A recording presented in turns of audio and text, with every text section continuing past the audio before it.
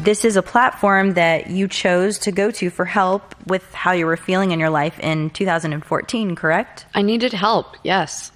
And in this help, did you not talk to Relationship Reinvented in these emails about Harvey being anything more than a friend to you, correct? Well, they were included in the conversation where we were talking about his vindictiveness. They were working on me. Things are like a layer at a time. Well, Jessica, you didn't tell Relationship Reinvented the place that you were going to tell what you said was the truth to the jury. If you did not tell Relationship Reinvented that Harvey Weinstein ever raped you in New York, correct? They asked me about sexual assaults, and I was vague with them. And, Jessica, let me ask the question again. Did you tell anyone at Relationship Reinvented that Harvey Weinstein raped you in a New York hotel? All I said was my community. I'm sorry? The only answer in regard to the sexual assault, I told them it was in my community. And when you say in your community, Jessica, what do you mean? Relationship Reinvented? Yeah, at the time, my community was Hollywood, and also my former community was the church, so... Well, you had been sexually assaulted by someone in your church, correct? Yes. When you were younger? Yes. And that would have been a community at the time, correct? That's what I said. So Jessica Mann is saying she was sexually assaulted twice. Once when she was younger at her home in her community related to her church. And then again when she's part of the Hollywood community, and that's Harvey Weinstein. But never getting necessarily specific about it when she's reaching out for some help with this Relationship Reinvented organization. Let's bring back in Dr. Ziv Cohen, who joins us, psychiatrist outside the courthouse in New York City tonight. Dr. Cohen, if the jury believes that she was sexually assaulted when she was younger, should that tell us anything about what may have happened with her with Harvey Weinstein? Well, for the jury, I think that it may very well confuse the jury, and I think that that's why it's not necessarily optimal for the prosecution. As a psychiatrist, I can tell you that people who have been traumatized are at higher risk for being traumatized in the future. This has been described in the psychiatric literature at times as a repetition compulsion, that people put themselves in dangerous situations, and it's been theorized that they're doing it because they're trying to master the trauma in some way.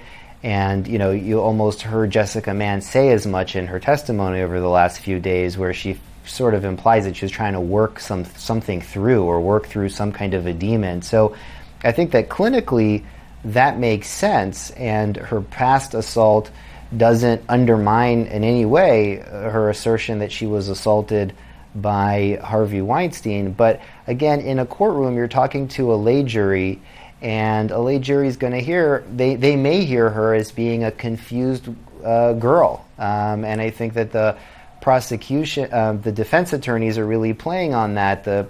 From what we can gather from the transcripts, the defense attorney, older woman, is using a somewhat condescending tone with Jessica Mann. She's calling her Jessica. She's using her name a lot, Jessica this, Jessica that.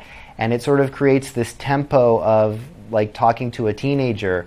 And so I think that could do damage for the prosecution's case.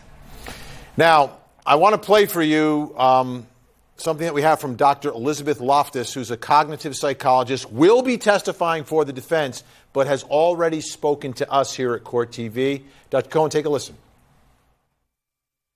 If you see on the news someone that we all know is being accused of a crime, is there more danger that people are going to come forward who are wrongfully accusing this person?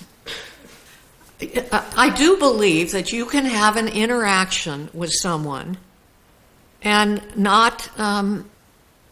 that's not particularly sexual, and it's not particularly aggressive, it's not particularly unpleasant. And later on, when you get new information that this person is being accused, it can cause you to reconstruct your experience that was relatively neutral. All right, this is an interesting concept, Dr. Cohen, reconstructing a memory and what happened versus what really happened. Your thoughts about that concept? Well, it sounds a little speculative to me. I mean, I would say that certainly in the realm of psychology, it's possible. The mind is very complicated, and we see all kinds of interesting phenomena clinically and as forensic experts. But I think that what's much more common is when people have a traumatic experience and they block it out.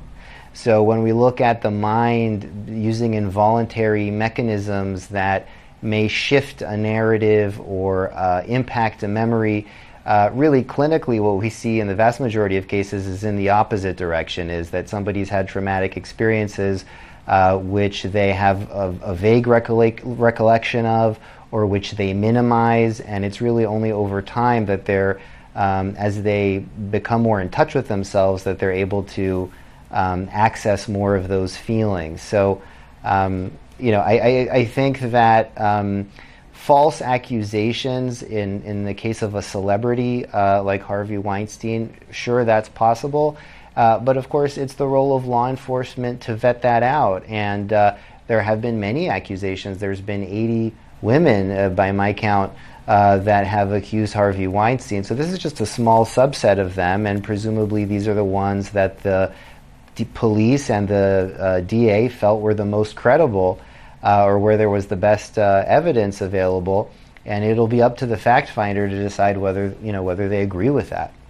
I want you to take a listen to one more time some of the testimony from the expert, Dr. Ziv, who testified for prosecutors in this case earlier on, talking about the contact that an accuser has with their rapist or perpetrator after the attack. Another very common misconception is victim of sexual assaults don't have contact with the perpetrator following the sexual assault. It is extremely common. In fact, it is the norm for individuals who have been sexually assaulted, especially by someone they know, to have subsequent contact with the individual. Now, that contact can range from having text messages or email exchanges with them to continuing in a relationship with them, or to developing a relationship with them even if one did not exist before the sexual assault. All right, Dr. Cohen, do you agree that it's the norm that you would have contact with your perpetrator if you knew them? I think that it's very common. It's hard to say what's the norm, but it's certainly very common, and we see it clinically all the time. And we also, again, see it in forensic examinations. And, I can give you many examples of this, but certainly I've seen people who have been horribly abused by someone, and they will persist in a relationship with them. And often, as a psychiatrist, as a clinician, you can even feel helpless in the face of these behaviors that the victim will exhibit, where they will continually go back to the abuser. And I don't think that takes the abuser off the hook. I think the abuser is responsible for his or her own behavior. But we certainly see it clinically in the victims, and it's a challenge clinically. All right, Dr. Ziv Cohen, appreciate your expertise tonight, joining us from our Court TV studios in New York. When we come back, folks, we got a lot to talk about, including the biggest moment